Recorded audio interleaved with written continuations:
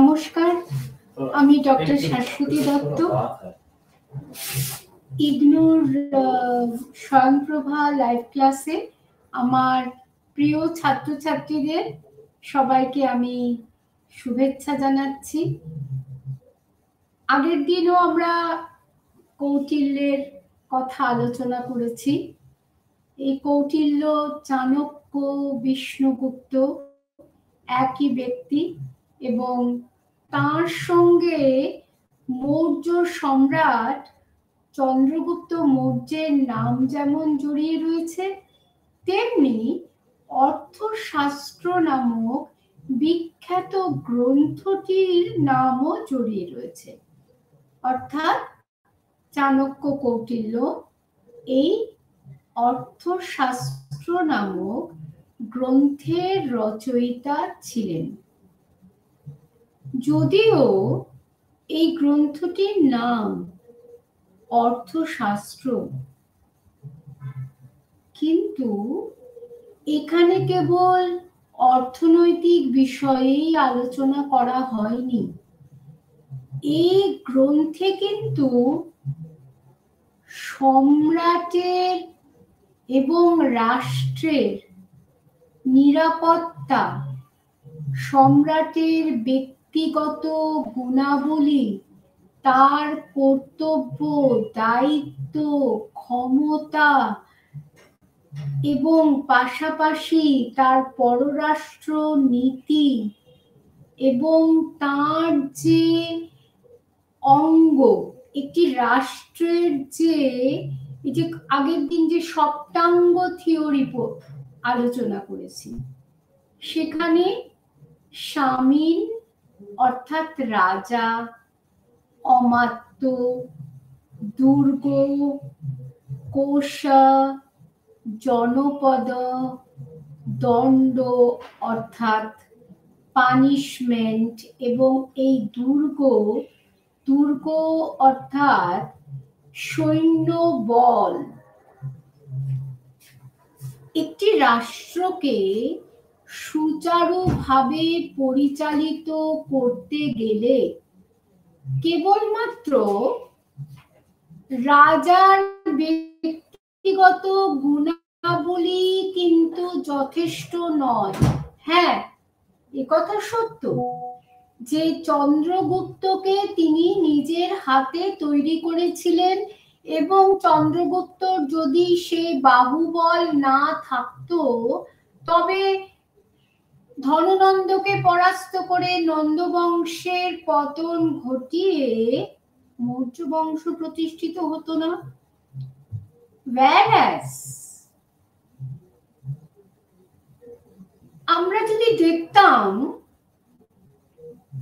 তিনি নিজে একজন বলশালী রাজা, কিন্তু তার কোনো রিসোর্স নেই, তার কোনো কোষ নেই, তার বুদ্ধিমান অমাত্য নেই, তার সৈন্য বল নেই। যদি কোষ থাকবে, অর্থাৎ আগের দিন বলেছিলাম অর্থ থাকবে, তবেই তো সেই অর্থ দিয়ে রাজ্যটাকে পরিচালনা করা যাবে। কারণ অর্থনীতি হচ্ছে একটা basic level of directing the state properly. এই স্টেটের মধ্যে তার ইন্ডাস্ট্রি, তার কৃষি আছে, মানুষের জন্য নানান রকম ওয়েলফেয়ার কাজকর্ম আছে, সৈন্যদের পরিচালনা, তাদের যে স্যালারি দান এবং এই যে একের পর এক যুদ্ধ হচ্ছে, সেই যুদ্ধে যে অন্য জায়গায় গিয়ে অর্থাৎ এক্সপ্যানশনিস্ট policy is also a part and parcel of good governance and good and powerful emperor. আমি যদি আমার নিজের রাজ্যেই বসে থাকি, আমি যদি আমি চন্দ্রগুপ্ত মৌর্যের কথাই বলছি, তিনি যদি মাগাধাকে কেন্দ্র করেই বসে থাকতেন, তবে কি সারা ভারতবর্ষ জুড়ে তার সাম্রাজ্য প্রতিষ্ঠিত হতো?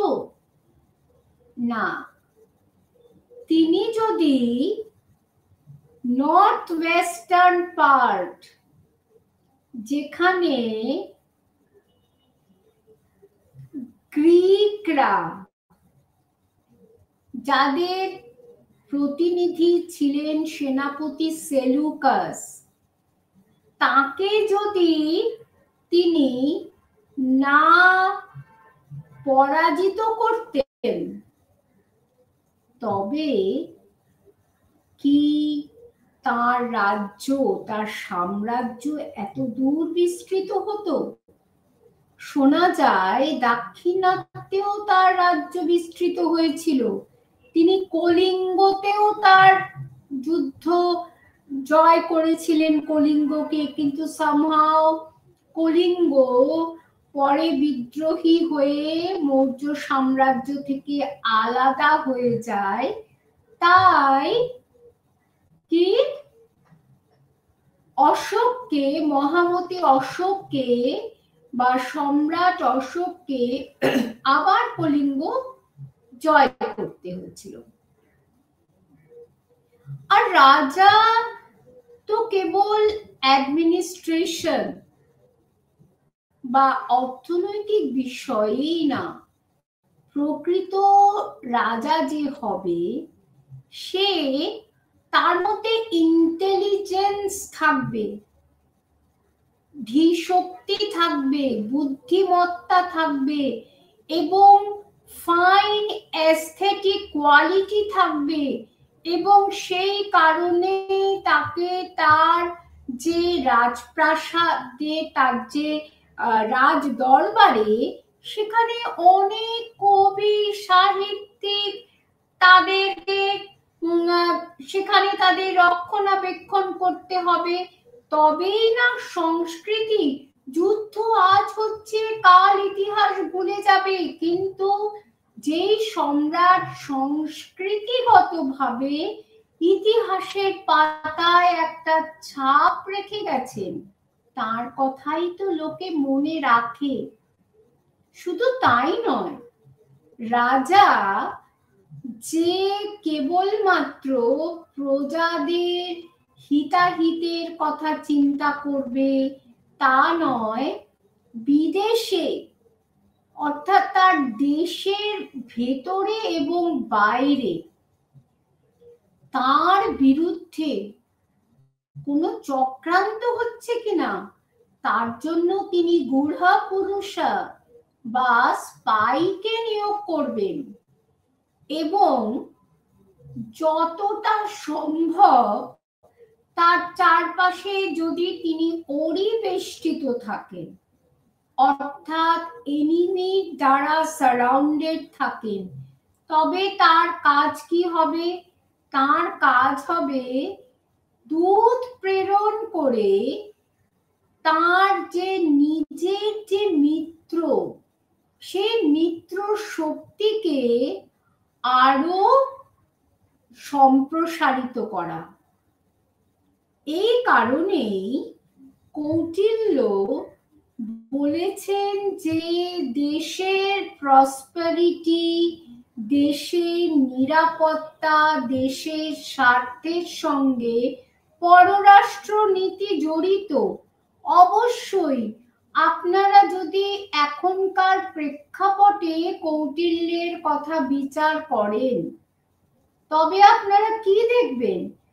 আমাদের দেশের বর্ডারে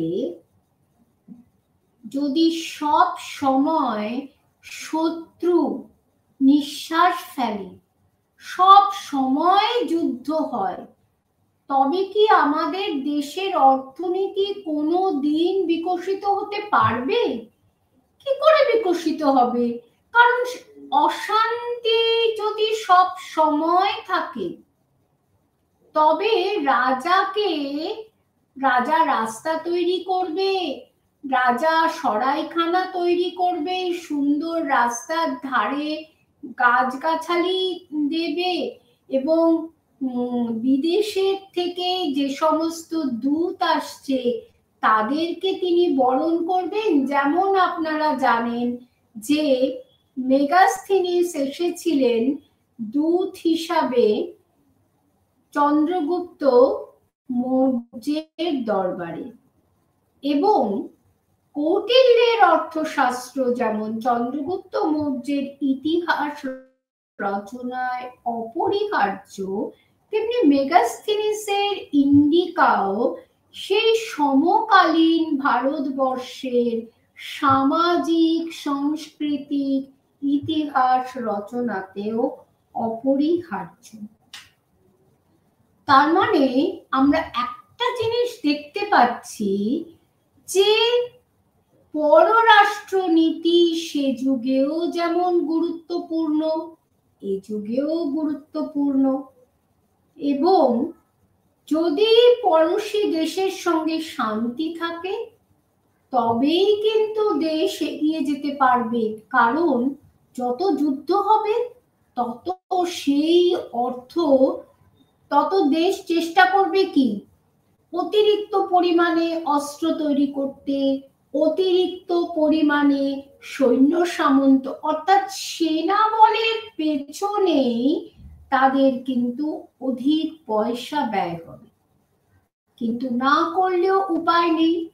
বিদেশি শত্রু ভারত যেমন বারে বারে বিদেশির দ্বারা আক্রান্ত হয়েছে। আমরা কি দেখছি? চন্দ্রগুপ্ত মৌর্য শক্তিশালী ছিলেন, সেই কারণে সেই সময় বিদেশি শক্তির ভারতে প্রবেশ অসম্ভব ছিল। কিন্তু সম্রাট অশোক, তার যে পৌত্র, তিনি অহিংস নীতি গ্রহণ করেছিলেন, যুদ্ধ ত্যাগ করেছিলেন। যতদিন অশোক জীবিত ছিলেন ততদিন কিন্তু কোনো অসুবিধা হয়নি। কিন্তু এই যে নন ভায়োলেন্স পলিসি, যেটা ভারতবর্ষের নির্জোট নীতি, প্রধানমন্ত্রী জওহরলাল নেহেরু তিনি এটা গ্রহণ করেছিলেন। কিন্তু পরিবর্তিত আন্তর্জাতিক সিচুয়েশনে এই নির্জোট নীতিতে কি ভারত স্টিক করে থাকতে পারলো না? পারল না। একইভাবে অশোকের পরবর্তী যে উত্তরসূরিরা, তারা উইক হয়ে পড়েছিল। কারণ যুদ্ধ না করলেও যদি সৈন্যদের যদি কনস্ট্যান্ট প্র্যাকটিস করানো যায় তবে কিন্তু তাদের আজ থাকে। এখন এই যে আপনারা দেখেন যে প্রত্যেকটা ক্যান্টনমেন্টে মিলিটারিদের কিন্তু কি হয়, যুদ্ধের মহড়া হয়, তাদেরকে প্র্যাকটিস করানো হয়। কিন্তু সেটা যদি না থাকে তাহলে কি হবে? তাদের অস্ত্রশস্ত্রেও মরচে ধরে যাবে, তাদের যে মনোবল তাতেও মরচে ধরবে। এই জন্য দেখেন না যে অনেক জায়গায় এক সময়, এখন তো ব্যাংকে দেখাই যায় না, যে বন্দুকধারী পাহারাদার ছিল, হঠাৎ ডাকাত পড়লো, ব্যাংক লুট হলো, তখন দেখা গেল যেটার লোকে ঠাট্টা করে গাদা বন্দুক বলতো, সেই বন্দুকই তারা চালাতে পারছে না। কেন? সে প্র্যাকটিসটা তারা ভুলে গেছে। সুতরাং প্রশিক্ষণ একটা বিরাট বড় জিনিস।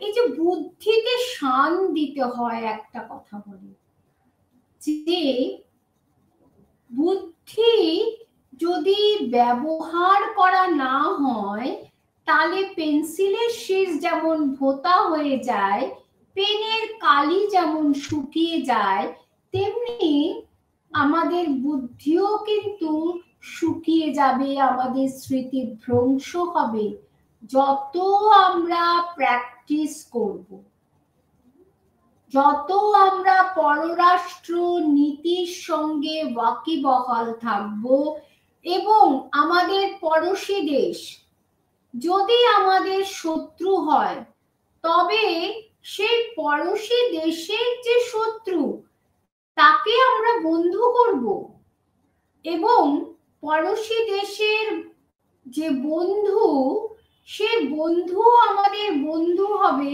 অর্থাৎ একটা গ্রুপ তৈরি করে আমরা আমাদের ওড়িকে কি করব, তাকে আমরা আইসোলেট করার চেষ্টা করব। এই যে এখন তো কথায় কথায় যে অনেকেই টিভিতে খুব আলোচনা চলছে যে কেন আমাদের প্রাইম মিনিস্টার কিছু করছেন না, অ্যাকশন নিচ্ছেন না। কিসের জন্য অ্যাকশন? না, ইন্দিরা গান্ধী, প্রয়াত প্রধানমন্ত্রী ইন্দিরা গান্ধী 1971-এ যে পূর্ব পাকিস্তানের সঙ্গে যে যুদ্ধটা পশ্চিম পাকিস্তানের, সেই সময় তিনি সৈন্য পাঠিয়েছিলেন এবং it is called action, immediate action. তাহলে মোদিজি কেন এই অ্যাকশনটা শো করছেন না? এই যে বাংলাদেশে এত হিন্দুদের উপর অত্যাচার হচ্ছে, শুধু হিন্দু না, সংখ্যালঘুদের উপর অত্যাচার হচ্ছে এবং ভারতের যে ফ্ল্যাগকে অবমাননা করা হচ্ছে, তাহলে মোদি কেন চুপ করে রয়েছে? তিনি কেন যুদ্ধ ঘোষণা করছেন না? যারা এই কথা বলছে তাদের ভেবে দেখা উচিত এবং কৌটিল্য পড়া উচিত যে যুদ্ধের কতগুলি নীতি আছে, ওয়েট অ্যান্ড ওয়াচ থিওরি, এবং সে ওয়েট অ্যান্ড ওয়াচ থিওরি করে যদি তার সঙ্গে আমি পিস করতে পারি তবে আমাকে সেটাকে প্রাধান্য দিতে হবে, আর যদি সেটা না হয় তবে আমাকে যুদ্ধ করতে হবে, নয়তো তাকে তার মধ্যে একটা বিভেদ তৈরি করতে হবে, ওড়ির মধ্যে বিভেদ তৈরি করতে হবে। তাহলে ভারত কি করছে? এই যে এত নিধন হচ্ছে সংখ্যালঘু বাংলাদেশে, মোদিজি চাইছেন আন্তর্জাতিক স্তরে, অর্থাৎ এটা হচ্ছে মন্ত্রযুদ্ধ অ্যাকর্ডিং টু কৌটিল্য। মন্ত্রযুদ্ধটা কি? ডিপ্লোম্যাটিক ওয়ার, অর্থাৎ আমি নিজে যুদ্ধ করছি না, কিন্তু এমন আমি নিজে ওয়েট এন্ড ওয়াচ করছি, কিন্তু সারা পৃথিবীতে আন্তর্জাতিক স্তরে যখন একটা বাংলাদেশের এই নিধন বিরোধী যখন একটা মানে অনেক কণ্ঠ যখন সোচ্চার হচ্ছে, তখন অটোমেটিক্যালি তো বাংলাদেশ আইসোলেটেড হয়ে যাবে, ব্ল্যাকলিস্টেড হবে। ইউএনও কেন পিসকিপিং ফোর্স পাঠাচ্ছে না? এগুলো সব কথার কথা। অনেক আন্তর্জাতিক রুলস রেগুলেশন আছে পিসকিপিং ফোর্স পাঠাতে গেলে। কাজেই এখনকার পরিবর্তিত পরিস্থিতিতে যদি যুদ্ধ শুরু হয়ে যায় তাহলে ক্ষতি কার?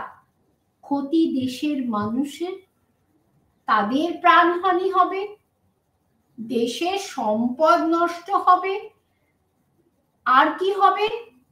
যে বাণিজ্য, ব্যবসা বাণিজ্য, তার সেটা ক্ষতিগ্রস্ত হবে এবং ইন্টারন্যাশনালি ভারতকেও সমালোচিত হতে পারে যে ভারত কেন বাংলাদেশের মতো একটা ছোট্ট দেশের উপর এইভাবে ঝাঁপিয়ে পড়লো। ওরা এটাই চাইছে, বাংলাদেশ এটাই চাইছে ভারতকে ইনস্টিগেট করতে, যার জন্য একজন মহিলা সাংবাদিককে কি বলেছে যে আপনি এটা করতে পারলেন, আপনারা ভারতের অঙ্গরাজ্য করতে চাইছেন এই বাংলাদেশকে, এটা আমরা কখনো হতে দেব না। মানে একবার যদি ভারত তার উপরে ঝাঁপিয়ে পড়ে তাহলে ভারতের বিরোধিতা বিভিন্ন জায়গায় হবে এবং এই মোদী সরকারের যারা বিরোধী শক্তি আছে তারাই সোচ্চার হবে। সুতরাং এই যে পররাষ্ট্র নীতি বিষয়টা, এটা কিন্তু খুব জটিল ব্যাপার এবং এর ওপরে কথা হচ্ছে যে পররাষ্ট্র নীতি এমন ভাবে নির্ধারণ করতে হবে যেখানে ন্যাশনাল ইন্টারেস্ট ফার্স্ট, দেশ সর্বোত্তম, অর্থাৎ দেশ মানেই হচ্ছে দেশের মানুষ, দেশের মানুষের কথা চিন্তা করে আবেগকে বর্জন করে তবেই চলতে হবে। হ্যাঁ, কৌটিল্য অবশ্যই মরাল ভার্চু, যেমন মেকিয়াভেলি বলেছিলেন যে ধর্মের পথ অবশ্যই রাখবে, কিন্তু যদি এমন পরিস্থিতি হয় তখন কি করতে হবে, সম্রাটকে বলিষ্ঠ হাতে তাকে দমন করতে হবে। যখন ধননন্দকে পরাস্ত করেছিল তখন কি উনি চন্দ্রগুপ্ত মৌর্য কি ধর্মের কথা আগে দেখেছিলেন নাকি দেশের মানুষকে প্রোটেকশন করা, তাদের বিপদে তাদের পাশে দাঁড়ানো, সেই শিক্ষাই কৌটিল্য দিয়েছিলেন চন্দ্রগুপ্তকে, তাই তিনি তাকে তিল তিল করে গড়ে তুলেছিলেন। এবং এই যে কৌটিল্য পররাষ্ট্র নীতি বিষয়ে যা বলেছেন সেটি মন্ডলা তত্ত্ব নামে অভিহিত। আমি অনেক কথা বললাম। মন্ডলা কি, এই যে দেখতে পাচ্ছেন বৃত্ত, মন্ডল মানে এই যে নক্ষত্র মণ্ডলী, এই যে মন্ডল মানে হচ্ছে অনেক একাধিক বস্তুর সমাহার, এই যে মন্ডলা থিওরি, কিন্তু এখানে Mandala theory is equivalent to foreign policy, and foreign policy is equivalent to national interest, and national interest is equivalent to prosperity and of the country and protection of common people. অর্থাৎ দেখছেন প্রত্যেকটার সঙ্গে প্রত্যেকটার একটা interlinked, এবং এই যে Mondal theory তত্ত্ব, এটা একটা বৃত্ত এবং এই বৃত্তের 4টে বৃত্ত আছে এবং এই বৃত্তের যে মুখ্য যে স্থান সেখানে একজন বিজিগীষু, বিজিগীষু মানে কি, বিজিগীষু মানে হচ্ছে যিনি জয়ী রাজা, বলিষ্ঠ, বাহুবলী, বা who aspires to conquer and expansion। এইটা মনে করলে আমাদের রাজ চক্রবর্তী রাজার কথা মনে হয়, আমাদের সেই অশ্বমেধ যজ্ঞের কথা মনে হয়, তাহলে এই যে বিজিগীষু রাজা, তার মানে তার মধ্যে সেই বলিষ্ঠতাও থাকতে হবে, সেই চারিত্রিক দৃঢ়তা থাকতে হবে, তার মধ্যে ন্যায় পরায়ণতা থাকতে হবে, ধর্মের যে মাহাত্ম্য তাকে বুঝতে হবে, এবং ধীশক্তি থাকতে হবে, প্রজানুরঞ্জক হতে হবে, প্রজাদের অ্যাকসেপ্টেন্স তাকে পেতে হবে। এখানে কৌটিল্য কিন্তু ডিভাইন নীতির কথা অতটা যতটা মনু বলেছেন, তিনি কিন্তু সেই ডিভাইন নীতির কথা বলেননি। কৌটিল্য কিন্তু অনেক বাস্তববাদী। তিনি বলেছেন যে মানুষ যখন অতিষ্ঠ হয়ে গেল যে সমাজের নানা অরাজকতাতে, তখন মানুষের মনে হলো যে একজন রাজার প্রয়োজন এবং সেই রাজা হবে সর্বশক্তিমান। ঠিক এই পরিস্থিতিটাই কিন্তু ধননন্দের সময়ে তৈরি হয়েছিল। এমন একজন রাজার আমাদের দরকার, যিনি ধননন্দের অত্যাচার থেকে আমাদের রক্ষা করবে, এবং যে ভারতের যে নর্থ ওয়েস্টার্ন পার্টটা, যেটা বিদেশি শত্রু যেটাকে দখল করে রেখে দিয়েছে, সেইটাকে তিনি কি করবেন? মুক্ত করবেন। মুক্ত করে একটা সার্বভৌম রাষ্ট্র তৈরি করবেন। তাহলে এই বিজিগীষু রাজা কিন্তু নিঃসন্দেহে সার্বভৌম রাজা হবে, এবং তার কি থাকবে? তার মন্ত্র শক্তি থাকবে, অর্থাৎ তার বুদ্ধি থাকবে, তার প্রভব শক্তি থাকবে, তার কূট শক্তি থাকবে, এবং সবার তার অমাত্যদের সঙ্গে আলোচনা করার জন্য তার মনটাকে মুক্ত রাখতে হবে, তার দুর্গ থাকবে, এবং সেই দুর্গে প্রচুর সৈন্য সামন্ত থাকবে। আবার প্রজাদের কথাও তিনি চিন্তা করবেন। তিনি প্রয়োজনে তিনি প্রজাদের উপর কর আরোপ করবেন, কিন্তু এতখানি কর তিনি আরোপ করবেন না যাতে প্রজারা কি করে? প্রজারা যাতে ক্ষুব্ধ হয়ে বিদ্রোহ করে। তাহলে এই যে মণ্ডল তত্ত্ব, এই মণ্ডল তত্ত্বে আমরা দেখছি একজন বন্ধু থাকবে, মিত্র, ওরি থাকবে মানে শত্রু। কৌটিল্য বলছেন আমাদের ডাইরেক্ট যে নিবার তিনি হচ্ছেন শত্রু, আবার ইনডাইরেক্ট যে নিবার তিনি হচ্ছেন বন্ধু। তাহলে বন্ধুর যে বন্ধু তিনি আমার বন্ধু, আর শত্রুর যে শত্রু তিনিও আমার বন্ধু। তাহলে ওরি মিত্র, ওরি মিত্র অর্থাৎ এই ওরিরও মিত্র রয়েছে, অর্থাৎ সেও নিশ্চয়ই একা নয়, সেও একটা গ্রুপ তৈরি করেছে তার যে এনিমির বিরুদ্ধে। ওরি মিত্র, মিত্র মিত্র, মিত্র মিত্র মানে ফ্রেন্ডস অফ ফ্রেন্ডস, বন্ধুর বন্ধু। ওরি মিত্র মিত্র, ওরির যে বন্ধু তার বন্ধু।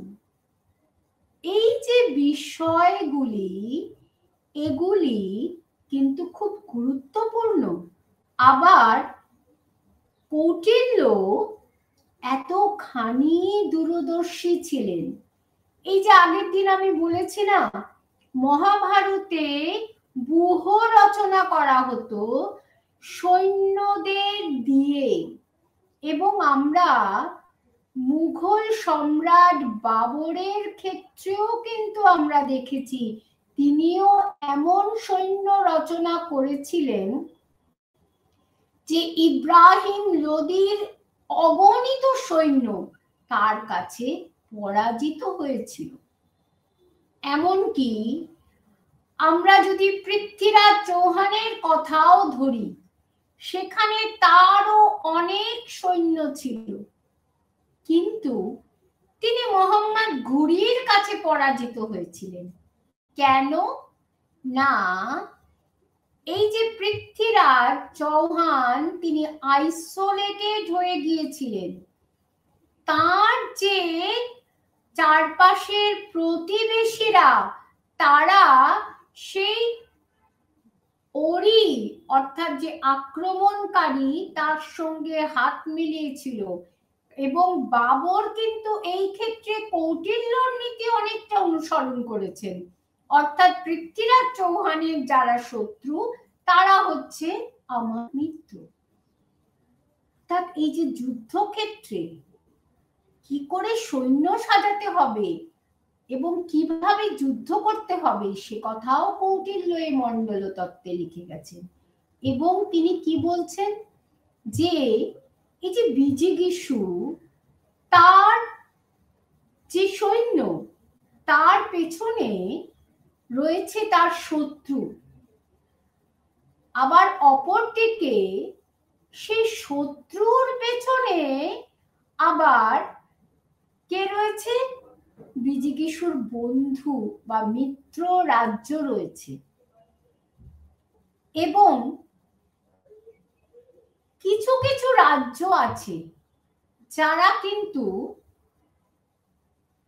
আনপ্রেডিক্টেবল, তার মধ্যে কোনো কোনো রাজ্য উদাসীন এবং কোনো কোনো রাজ্য নিউট্রাল বা নিরপেক্ষ। কিন্তু এই উদাসীন রাজ্য যে বন্ধুতে বা শত্রুতে পরিণত হবে না, কিংবা নিরপেক্ষ রাজ্য যে বন্ধুতে বা শত্রুতে পরিণত হবে না, সেটা কিন্তু কেউ জানে না। এবং এই যুদ্ধক্ষেত্রে রাজাকে কি করতে হবে? বিজিগীষুকে প্রথম ওরি রাজ্যকে আইসোলেট করা তার একটা বিরাট গুরুত্ব। তিনি তার যদি ক্ষমতা কম থাকে, শত্রু যদি বেশি শক্তিশালী হয়, তবে তিনি তার সঙ্গে একটা মিউচুয়াল একটা আন্ডারস্ট্যান্ডিং এ আসার চেষ্টা করবেন। তিনি তার সঙ্গে সন্ধি করবেন, আর সন্ধি যদি করতে না পারেন তার সঙ্গে তিনি যুদ্ধ করবেন। এবং এই যুদ্ধ করার আগে তিনি as early as possible তিনি বিভিন্ন দেশে দূত প্রেরণ করবেন, যে সেই যতটা সম্ভব তিনি তার সঙ্গে যে অন্যান্য দেশের কূটনৈতিক সম্পর্ক স্থাপন হতে পারে কি না। আবার এসপিওনেজ সিস্টেমকে দৃঢ় করতে হবে, স্পাই পাঠাতে হবে যে কি কি দুর্বলতা আছে সেই ওরি দেশের, এবং সেই দুর্বলতাকে কাজে লাগিয়ে তিনি তাদের মধ্যে একটা বিভেদ সৃষ্টি করবেন এবং প্রয়োজনে তুষ্ণীন যুদ্ধ অর্থাৎ কোভার্ট ওয়ার স্যাবোটেজ করবেন, কিংবা অতর্কিতে তাদের উপর গেরিলা ওয়ার করবেন, যেটা আমরা শিবাজির ক্ষেত্রে দেখেছি। এই যে আওরঙ্গজেবের মতন শক্তিমান রাজা, তাকেও তিনি তার দুর্গগুলোকে তিনি গেরিলা ওয়ার করে তিনি তাদেরকে ছত্রভঙ্গ করছেন মুঘল সৈন্যকে। তাহলে এই যে এই বুদ্ধি, এই মন্ত্র শক্তিটা কিন্তু একটা বিরাট বড় জিনিস। এবং এইটা করতে গিয়ে তাকে সাম দাম দণ্ড ভেদ এই বিভিন্ন নীতি নিতে হবে। অনেকে কি বলেন, কৌটিল্যের নীতিটা আইডিয়ালিজম আর রিয়ালিজমের একটা কম্বিনেশন। কিন্তু দুঃখের বিষয় কৌটিল্য তিনি ভারতেও সেইভাবে গুরুত্ব পাননি। ভারতে বিদেশে তখন যেটা ইউরোসেন্ট্রিসিজম ছিল, মেকিয়াভেলি যতটা ওপেনিং পেয়েছেন, এবং মর্গ্যানথো যে আধুনিক রাষ্ট্রবিজ্ঞানী, তার বইতে কিন্তু কৌটিল্যের যে প্রতি কোনো কৃতজ্ঞতা, অথচ তাঁরা যা বলেছেন বহু যুগ আগে কৌটিল্য কিন্তু সেই সব কথা বলে গেছেন। এবং ভারতের ইতিহাসের উপরে পররাষ্ট্র নীতিতে কি তার প্রয়োগ হচ্ছে, এই যে নেহেরুর অ্যান্টি কলোনিয়ালিজম, তার মধ্যে আমরা দেখছি। তারপরে নির্জোট নীতি, তার মধ্যে একটা প্রভাব। এই যে ওয়েট অ্যান্ড ওয়াচ, আমরা হুট করে ঝাঁপিয়ে পড়বো না, আমরা একটা নিরাপদ দূরত্ব রাখবো, কারণ ভারত তো তখন একটা শিশু দেশ। আমি কি করে ঝাঁপিয়ে পড়ে নিজের যে ভবিষ্যৎটাকে নষ্ট করব। আপনাদের ইতিহাসে মনে আছে যে ইলতুৎমিশ তিনি কিন্তু জালালউদ্দিন মংবার্নিকে তিনি আশ্রয় দেননি, কারণ চেঙ্গিস খান তাকে তাড়া করেছিল। মংবার্নি আশ্রয় চেয়েছিলেন ইলতুৎমিশের কাছে, কিন্তু ইলতুৎমিশের কাছে তখন ন্যাশনাল ইন্টারেস্ট প্রায়োরিটি ছিল। তিনি জানতেন যে মংবার্নিকে যদি আশ্রয় দেওয়া হয় তবে তাকে চেস করতে করতে কিন্তু চেঙ্গিস খান অবশ্যই ভারতে প্রবেশ করে তছনছ করে দেবে। সেই কারণে তিনি তাকে রিফিউজ করেছিলেন। তাই চেঙ্গিস খান তিনি ভারতের সীমান্ত থেকে ফিরে গিয়েছিলেন এবং ভারত রক্ষা পেয়েছিল। তাহলে এটাকে আপনি স্বার্থপর নীতি বলবেন, নাকি কৌটিল্যর মণ্ডল তত্ত্ব অনুসারে দেশের নিরাপত্তার জন্য তিনি এই নীতি নিয়েছিলেন সেটা বলবেন? এটা আপনাদের উপরে ছেড়ে দিলাম। কিন্তু এমন কিছু করা উচিত না যে আগুনে ঝাঁপ দেওয়া। আগুনে ঝাঁপ দিয়ে কোনোদিন কোনো উপকার হয়নি। অর্থাৎ তোমাকে দুপা এগোতে হবে, দুপা পেছোতে হবে। তোমাকে কাপুরুষ হতে কেউ বলেনি। মিলিটারিরা যদি পিঠে যদি তাদের আঘাত করে, পিঠে যদি তাদের গুলি করে, তবে বোঝা যাবে তারা রিট্রিট করছিল। কিন্তু তারা যদি সামনাসামনি গুলি খায় তবে সেটা তাদের বীরত্ব। কিন্তু এই কখন এগোতে হবে, কখন পেছোতে হবে, এটাই হচ্ছে কূটনীতি, এটাই হচ্ছে মন্ত্রযুদ্ধ। It is diplomacy, it is the theme of Mandala theory. এবারে আমি আসছি ভেতরে। চাণক্য কৌটিল্য, তাহলে মোটামুটি আমার ইন্ট্রোডাকশনের মধ্যে আমি অনেকটাই বললাম। চাণক্য কৌটিল্য প্রণীত মন্ডল তত্ত্ব পররাষ্ট্রনীতির সঙ্গে জড়িত একটা বৃত্ত। এটা মন্ডল শব্দের অর্থ বৃত্ত, যাকে ঘিরে রয়েছে একাধিক বৃত্ত, এবং তার মধ্যে শক্তিমান যে চক্রবর্তী রাজা, যিনি বিজিগীষু, তিনি বিরাজ করছেন। এবং কৌটিল্য একচ্ছত্র রাজতন্ত্রের কথা বললেও তিনি বলেছিলেন শাসক কিন্তু অত্যাচারী হবেন না, বুদ্ধিমান দূরদর্শী প্রজাপালক হবেন এবং দেশের নিরাপত্তায় সদা যত্নবান থাকবেন। স্বাভাবিক এবং জরুরি অবস্থায় তিনি সমান সজাগ এবং তীক্ষ্ণ ধীশক্তি সম্পন্ন থাকবেন। এবং তিনি যদি কোনো দেশ জয়ও করে নেন তবে কিন্তু তিনি যেন সেখানকার সম্পদ অ্যাকোয়ার করতে মশগুল না থাকেন। তিনি যেন বিচক্ষণতার সঙ্গে সেই অবস্থাটাকে অতিক্রম করেন। শত্রুকে মোকাবিলার জন্য কি নীতি তিনি গ্রহণ করবেন তাকে কেন্দ্র করে এই মন্ডল তত্ত্ব। যে বৌদ্ধিক শক্তি, মন্ত্র শক্তি বা বৌদ্ধিক শক্তি, প্রভব শক্তি থাকবে অর্থাৎ বলিষ্ঠতা, বিজিগীষুর উৎস বা মানসিক শক্তি থাকবে। মানসিক শক্তি তো আসল। আমি যদি সেই লক্ষ্মণ সেনের মতো করি, যে দেখলো যে তার নদিয়াতে শত্রু ঢুকেছে, তিনি তখন মধ্যাহ্ন ভোজন করছিলেন, তিনি পেছনের রাস্তা দিয়ে তিনি পালিয়ে চলে গেলেন ঢাকা, এবং নদিয়া ইখতিয়ার উদ্দিন মোহাম্মদ বিন বখতিয়ার খিলজির পদানত হলো। দেশের স্বার্থ তার কাছে বড় হবে, এবং যে 6টা নীতির কথা বললাম, সেই 6টা নীতির অনুসরণের পরামর্শ দিয়েছেন তিনি।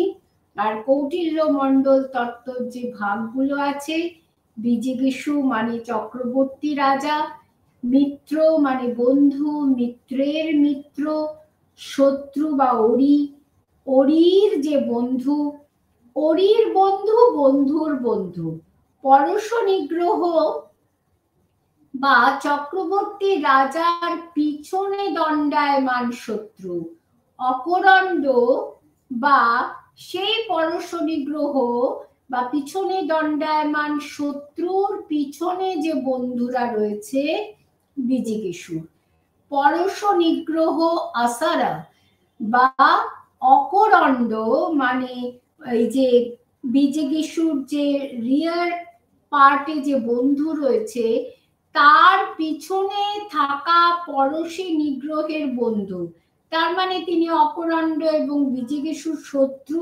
আবার অকরণ্ড আসারা মানে পরশ নিগ্রহের পেছনে থাকা অকরণ্ড বা বিজিগীষুর মিত্র বা বন্ধু। মধ্যম বা উদাসীন রাজ্য অর্থাৎ ইনডিফারেন্ট, কোনো কিছুতে তার কোনো এসে যায় না, উদাসীন বা নিরপেক্ষ রাজ্য।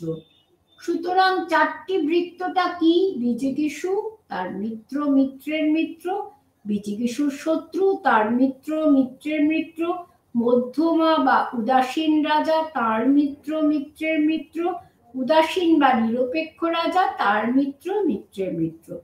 কৌটিল্যর কি মন্ত্র ছিল? শত্রুর শত্রু আমার বন্ধু, প্রত্যক্ষ পড়শি রাজ্য আমার শত্রু, অপ্রত্যক্ষ পড়শি রাজ্য বন্ধু। এবং একটু আগেই বললাম উদাসীন এবং মধ্যমা তার অবস্থান পরিবর্তন করতে পারে। এবং কৌটিল্যের পররাষ্ট্র নীতি, তিনি দেশের স্বার্থের উপর বেশি জোর দিয়েছেন। 4টি উপায়ের কথা বলেছেন শান্তি প্রতিষ্ঠার জন্য। সাম দাম দণ্ড ভেদ, অর্থাৎ সাম মানে শান্তি রাখতে হবে, দামটা কি? বাই হুক অ্যান্ড ক্রুক, তাকে অর্থ দিয়ে, তাকে ব্রাইবারি করে, তাকে তার মুখ বন্ধ করে তাকে নিজের কাছে নিয়ে আসতে হবে। ভেদ ডিসেনশন, ওদের মধ্যে একটা ভেদাভেদ এমন ঘটিয়ে দাও যাতে দেশের মধ্যে একটা আগুন জ্বালিয়ে দাও, ওর যে বন্ধু তাদের সঙ্গে ওদের ভেদাভেদ করে দাও, ভুল বুঝাবুঝি করে দাও। এবং দণ্ড পানিশমেন্ট বা যুদ্ধ ঘোষণা করো। অর্থশাস্ত্রর বুক 7-এ 6টা যুদ্ধ পদ্ধতির কথা বলা হয়েছে। একটা বিগ্রহ মানে যুদ্ধ ঘোষণা করো, সন্ধি বা শান্তি বজায় রাখো। তুমি যদি যুদ্ধ করতে না পারো তবে শান্তি, শান্তি হচ্ছে যুদ্ধ থেকেও বড় জিনিস, কারণ তাতে দুপক্ষেরই কিন্তু দেশের মানুষ, দেশের সম্পদ রক্ষা পায়। এই যে মহাভারতে আমরা কি দেখেছি, যে কৃষ্ণও কিন্তু যুদ্ধ চাননি এবং পাণ্ডবরাও যুদ্ধ চাননি। যদি দুর্যোধন ওদের দাবি মতন সেই গ্রামগুলো দিতে রাজি হতো, তবে কিন্তু এই কুরুক্ষেত্রের যুদ্ধ হতো না। কিন্তু এই যে একগুঁয়েমি, সেটাই কিন্তু এই যুদ্ধের কারণ হলো। আর নিরপেক্ষতা অর্থাৎ ওয়েট অ্যান্ড ওয়াচ, যেটা নির্জোট নীতি ভারতের ছিল, কিন্তু এই নির্জোট নীতি কবে ধ্বংস চলে গেল, নষ্ট হয়ে গেল? এই পাকিস্তানের সঙ্গে যখন ৭১-এর যুদ্ধ বাজলো, তখন দেখা গেল আমেরিকা সাহায্য করছে পাকিস্তানকে। তখন শ্রীমতী ইন্দিরা গান্ধীর আর কোনো উপায় ছিল না যে রাশিয়ার হাত ধরা ছাড়া। জনব আর শক্তি প্রয়োগ করা, গুপ্ত আক্রমণ করা, সংশ্রয় বা রক্ষণাত্মক চুক্তি করা, দ্বৈতী ভাব বা কূটনৈতিক পদক্ষেপ এবং প্রয়োজনে অনৈতিক পন্থা বা ওকে ডিসিভ করো, ওকে বোকা বানাও, ওকে চিট করো। রাষ্ট্রদূতের ভূমিকা নিয়েও এখানে কৌটিল্য তার মণ্ডলতত্ত্বে উল্লেখ করেছেন। উচ্চ বর্ণের মানুষ হতে হবে অবশ্যই, এবং তিনি যখন অন্য দেশের কাছে যাচ্ছেন তার মানে তিনি নিজের দেশকে রিপ্রেজেন্ট করছেন, কাজেই তার বাক সংযম থাকবে, তার ব্যবহারে সেই একটা এনলাইটেনমেন্ট থাকবে, শাসকের সম্মান রক্ষা করা এবং রাজাকে প্রকৃত তথ্য প্রদান এবং সে দেশ থেকে প্রকৃত তথ্য নিয়ে আসা এবং মিত্র শক্তিকে বৃদ্ধি করা। যদি কোনো ভুল বোঝাবুঝি থাকে সেইটাকে মিটমাট করে আসার, এই যে আমাদের এস জয়শঙ্কর যে কাজটা করছেন, যে ইন্টারন্যাশনালি তিনি কিভাবে ছুটে বেড়াচ্ছেন ভারতবর্ষের যে পররাষ্ট্রমন্ত্রী হিসাবে, এবং এই যে বিভিন্ন জায়গায় যারা রাষ্ট্রদূত রয়েছেন তারাও একটা বিরাট ম্যাটার করে, এবং শত্রুর মধ্যে বিভেদ সৃষ্টি করা, রাজার জন্য সম্পদ আহরণ করা এবং প্রয়োজনে অন বিহাফ অফ বিজিগিষু সন্ধি করার অধিকারও তাদের ছিল। আর গুপ্তচরদের একটা বিরাট গুরুত্ব ছিল। আবার ডাবল গুপ্তচর, একই গুপ্তচর দুজন রাজার হয়ে কাজ করত।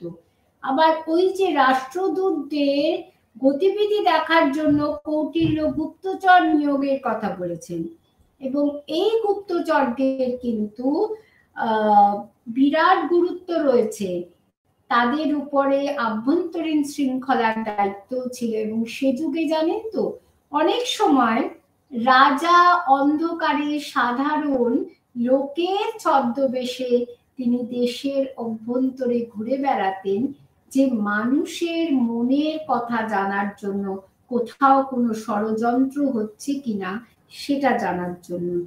এটা একটা বিরাট বড় জিনিস।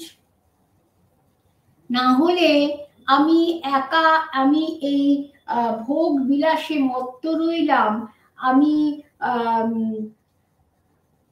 বসে রইলাম আমার সিংহাসনটার মধ্যে ইগো নিয়ে, এবং আমাকে সেনাপতি কি খবর দিচ্ছে, প্রধানমন্ত্রী কি খবর দিচ্ছে, অমাত্য এবং এই যে গুপ্তচর রাষ্ট্রদূত কি খবর দিচ্ছে তার উপরে নির্ভর করে।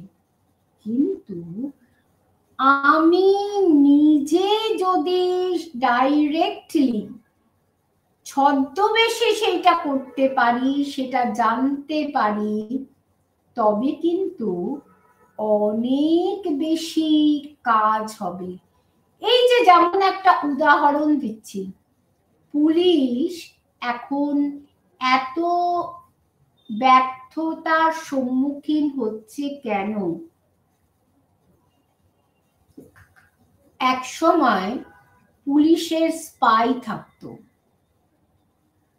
তারা পুলিশের কাছে এসে জানাতো যে ওয়ান্টেড পারসন কোথায় গা ঢাকা দিয়েছে, কিন্তু এখন সাধারণের সঙ্গে সেটা কাট অফ হয়ে গেছে, যার জন্য পুলিশের এত অসুবিধা হয়ে গেছে।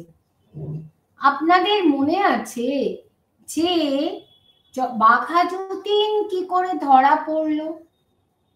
বাঘা যতীনের এবং তার গ্রুপের সঙ্গে টেগার্টের যে যুদ্ধ, গুটি কয়েক বিপ্লবীর সঙ্গে যুদ্ধ করার জন্য বুড়িবালামের তীরে এক বিশাল সৈন্যদল, তখন কারা খবর দিয়েছিল তাদেরকে?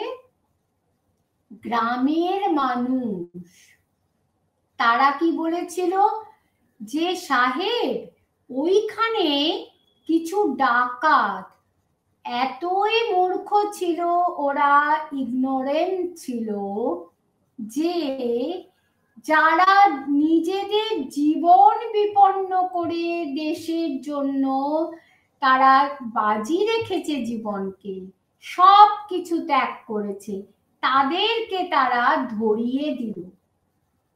এবং এর ফলত কি হলো, বুড়িবালামের তীরে যুদ্ধে টেগার্টের সৈন্যবাহিনী জয়ী হলো এবং হাসপাতালে বাঘা যতীনের মৃত্যু হলো। তাহলে এই যে কূটনৈতিক যুদ্ধ, এবং এই যে চন্দ্রগুপ্ত মৌর্যের কথা বলছি, চন্দ্রগুপ্ত মৌর্য কিন্তু আলেকজান্ডারের সমসাময়িক ছিল, তখনও চন্দ্রগুপ্ত মৌর্য সম্রাট হননি। আলেকজান্ডার এক জায়গায় শিবির করেছেন তখন, এবং ধননন্দের সঙ্গে তিনি যুদ্ধ করবেন, কিন্তু শেষ পর্যন্ত তো তার ইয়েরা যে যোদ্ধারা তারা ভয় পেয়ে গেল, শুনলো যে ধননন্দ মগধের রাজা বিরাট শক্তিশালী। তিনি গোপনে দেখা করতে এসেছিলেন আলেকজান্ডারের সঙ্গে, যে ধননন্দের যে অবস্থান তাকে জানাবেন, জানিয়ে তার বিরুদ্ধে সাহায্য চাইবেন। আলেকজান্ডার তাকে দূর করে দিয়েছিল। এটা কিন্তু তার একটা মনের একটা, যে তার মনে হয়েছিল যে তুমি নিজের দেশের মানুষকে এইভাবে তুমি ধরিয়ে দিচ্ছ, তার মানে তুমি ভালো নয়। এই কূট যুদ্ধ, এই একই কাজই তো করেছিল রামায়ণে বিভীষণ, যার জন্য আজও ঘর শত্রু বিভীষণ কথাটা আমরা বলি। হ্যাঁ, তিনি অধর্মের বিরুদ্ধে তিনি ছিলেন, কিন্তু নিজের দেশ তার বিরোধিতা করেছেন এবং বালি বধে সাহায্য করেছেন রামচন্দ্রকে। আর মেঘনাদ, ইন্দ্রজিৎ কখন তিনি পুজো করছেন তার যে অস্ত্রাগারে, তার হাতে তখন তার কোনো অস্ত্র থাকবে না, তিনি পুজো করছেন দেবী, তখন কি করে তিনি তাকে পাঠালেন লক্ষণকে, যে যাও তুমি এই সময় তাকে বধ করো।